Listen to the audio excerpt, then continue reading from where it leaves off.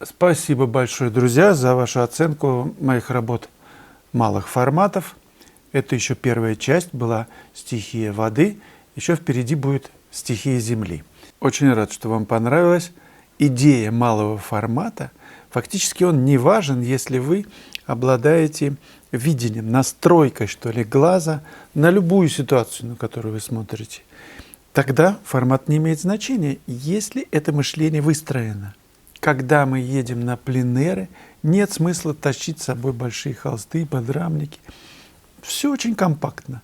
На небольших форматах мы закладываем вот эту любую ситуацию, а дома мы можем поработать уже с более масштабными произведениями, и тогда потребуются для деталей фотографии, и вот эти небольшие этюды вы будете писать изнутри уже очень легко, творчески.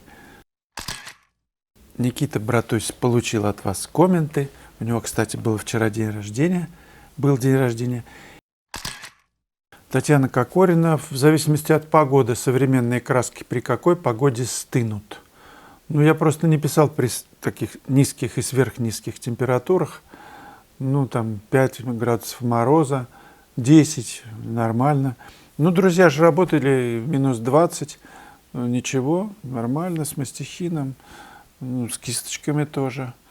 Что значит стынут? Они немножко более вязкими становятся. И просто их тяжелее размешивать. Но они рабочие, это из-за масла. Связующее масло льняное, оно немножечко подмерзает. Олеся Анипка, подскажите, пожалуйста, вы используете при написании картин подмалевок? Хотела услышать ваше мнение, насколько он нужен и для чего. Или достаточно покрыть холстом имприматуры? И в чем, собственно, между ними разница? Имприматура – это, как правило, просто пространство одним цветом замазывается, как среда, да? Как в ЮАР, Бонар, посмотрите, охра там какая-то такая светлая, объединяющая все. А, подмалевок – это все-таки уже разбор по пятну, предварительный. Вы можете делать его сколь угодно разными цветами, кстати. Вот, например, видите лицо, условно говоря, вы пишете портрет. Вы же можете в качестве подмалевки не только заложить эту тональность примерно, но сделать вообще ультрамарин, красный. И потом, когда вы будете прописывать лицо, этот красный будет смешиваться с новыми цветами, которые вы кладете, и делать более сложный цвет. И вы просто попробуйте это в качестве эксперимента.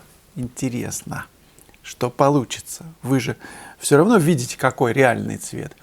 А нижний может быть любым. Конечно, лучше, проще, когда он близок к этому. Да? Но если задача идти дальше, с тем, чтобы какие-то цвета в силу их неожиданности, когда вы берете правильный цвет, они оттуда будут пробивать нижним слоем, где-то там вот сквозь пальцы, где-то просачиваться. Создается тогда вибрация такая вот цвета. А вот эти просачивания, они могут быть любыми, исходя из ваших вот предварительных таких вот ощущений. Что будет у меня просачиваться, какой цвет пробиваться, что будет вибрировать. Если этот цвет, условно, например, вот голубой, а почему бы мне не сделать там с той стороны, нижним слоем, красноватый? Тогда вот на этом контрасте этот голубой будет с вибрацией, если это вам нужно по задаче, будет работать более как-то, звеняще, неожиданно. Короче говоря, экспериментируйте с этим.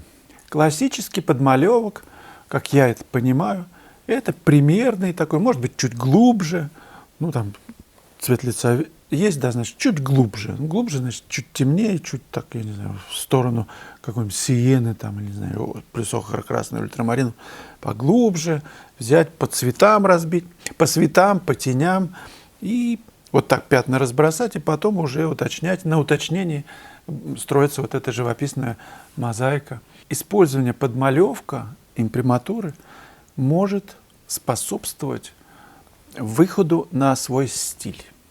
Потому что из-за цвета подмалевка и имприматуры может создаться некая, никто так не делает, да, неожиданность.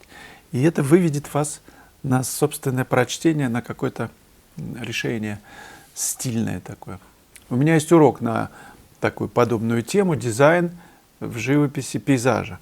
Посмотрите его, оцените. Вообще просмотр, как делается произведение любого искусства в любом жанре, просмотр, вот, он очень важен. Почему, например, я всегда очень любил, если была такая возможность, бывать на репетициях, не на концерте, а на репетициях, ну, каких-то музыкантов или кто, с кем я был знаком. И это всегда очень интересно. Это более мне интересно всегда, чем концерт. Потому что видна кухня, как это делается, из чего, какие взаимосвязи между теми же музыкантами происходят. Но также и живопись. Если вы видите, как это делается, да еще с объяснениями, я вас вот настраиваю на мои уроки, мастер-классы, чтобы вы поварились в этом чане, в этом котле, и этот совместный такой бульон, совместное варево, ведь в группе всегда интереснее и быстрее идет развитие. Собственно, все это создаст быстрый рост. Татьяна Макаренко, среди ваших учеников были случаи скачкообразного, заметного повышения мастерства после мастер-классов, например, или после интенсивных занятий? Конечно, я просто не рискую называть какие-то фамилии, потому что уже многие из них выставляются, делают персональные выставки. Мне это очень приятно, чтобы кого-то не обидеть, кого-то выделить. Нет, это очень важное для меня явление, когда это происходит, когда я вижу, что то, что я делаю, полезно, и человек быстро развивается, занимает свою нишу, у него появляются поклонники и так далее. И покупаются работы, вот это, конечно, классно. Одна девушка больше на классах стояла и смотрела за моей спиной, чем работала. Я говорю, что ж ты не работаешь? Она говорит, а мне быстрее так усваивается, когда я смотрю, как ты там делаешь что-то. Когда я пишу, я уже по накатанной движусь, а просмотр вот сильно влияет. У кого как. Важно и посмотреть, и поработать. Еркин Бейшенбаев: сперва обучиться, потом разучиваться. Да, это очень интересное явление. Очень сложно, кстати, научившись, потом это все отбросить. Но это же вот мудрость такая восточная, по-моему, китайская. Как у меня прям в жизни произошло. К мастеру приходит ученик и говорит, я хочу стать художником. И мастер говорит, что для этого тебе нужно 15 лет обучаться мастерству. Потом 15 лет ты должен не отложить все кисточки, все краски и ничего не делать. Представляете, чтобы как раз разучиться, да? Забыть как бы. И только потом, возможно, ты станешь художником. То есть художником стать сразу после вуза или во время – это иллюзия. Это постоянное самообразование. И даже вокруг, если тебе говорят, что ах, восхищаются, и что вы такой великий, это ничего не значит, это может наоборот только испортить все, если вы возгордитесь. Сам себя не обманешь, где ты, на какой ступеньке. Просто достаточно посмотреть, сходить в музей, взять с собой телефон, открыть свою картинку, какая вам очень нравится, и постоять рядом с художником, которого вы очень уважаете. Я, например, уважаю Фешина, Врубеля, Коровин. Открываешь так рядом, посмотрел на его картину, потом так, все ли такое же ли впечатление от твоих работ и от его. Просто так протестировать, и ты очень хорошо узнаешь, где ты находишься.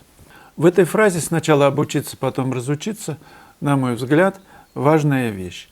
Разучиться имеется в виду, как я понимаю, это отключить башку, вот это мыслительный аппарат. То есть ты научился строить, все построил, а потом отключаешься и на эмоции проявляешь в работе нечто, что за пределами учебного рисунка, учебного пейзажа, натюрморта и так далее.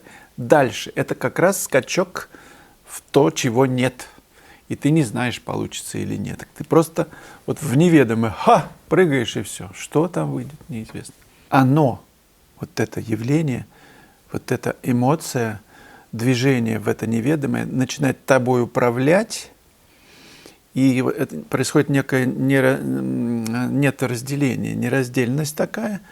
Оно, управляя, выносит тебя, ты доверившись этому вот потоку, да, оно выносит тебя на какие-то вот новые рельсы, новую дорогу. И в какой-то момент ты чувствуешь, все, есть, поймано, достаточно, все, готово, и останавливаешься. Ты как бы сверяешь вот это новое для тебя с тем, что ты сделал до этого. Ну, в голове же есть все твои решения какие-то предыдущие. И тут нет никаких трафаретов, шаблонов. Это новое, ты как бы сверяешь, достаточно ли оно ново, цепляет ли тебя самого, никто ничего не подскажет. Вот тут ошибка, если мы все время спрашиваем, как тебе, понравилось или нет, только вот это внутреннее ощущение тебя прежнего с тем, что вот удалось ли тебе на новую высоту новизны какой-то, неожиданности прыгнуть, достичь. Звучит ли или не звучит? Вот какая-то внутренняя гармония тебя подсказывает. Это правильный путь. Можно здесь остановиться или еще счищать и все такое. Бывает то, что счистишь, и оно готово.